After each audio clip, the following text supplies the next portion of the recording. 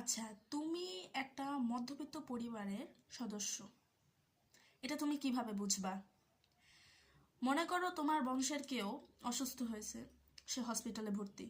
এখন তাকে দেখতে যদি একজন যায় তাহলে বংশের সবাই চলে যাবে, যায় এখানে আড্ডা দিবে।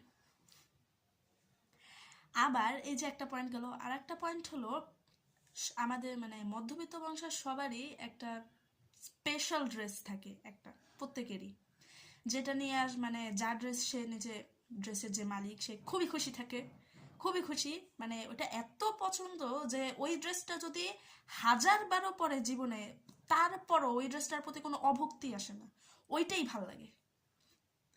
হ্যাঁ, আর নতুন কিছু একটা কিনলে পরে হাই রে কি খুশি, মানে ওইটা নিয়ে ঘুমায় থাকবে। হুম। আর একটা বিষয় যেটা না বললে হয়ই না, বিছানার নতুন নতুন বিছানার চাদর, তারপর শোকেসের ভিতর যে নতুন নতুন প্লেট, তারপর দামি দামি প্লেট সাজানো থাকে। হ্যাঁ, নতুন পর্দা, এগুলা মেহমান আসলে দেখা যায়, না হলে ঘরে দেখা যায় না।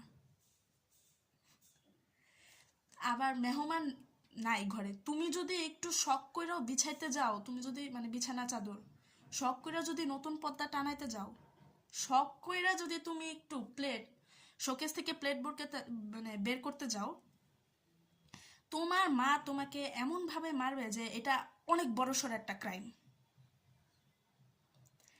মানে এই ক্রাইম করার ফলে তুমি জেলেও চলে যেতে পারবা, এত বড় একটা ক্রাইম। মানে এরকম মনে হবে, ঠিক আছে, এমন ভাবে মারবে। হুম। কিন্তু যখন মেহমান আসবে ঘরে, তখন এগুলো একা একাই ঘরে এসে পড়ছে।